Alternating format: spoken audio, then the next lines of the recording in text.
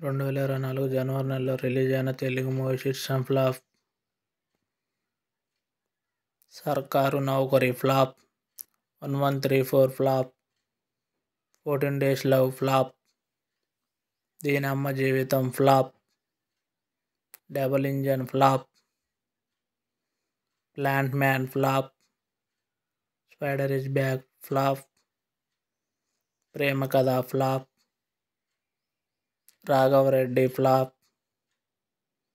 Shan flop. Guntur Kaaram average.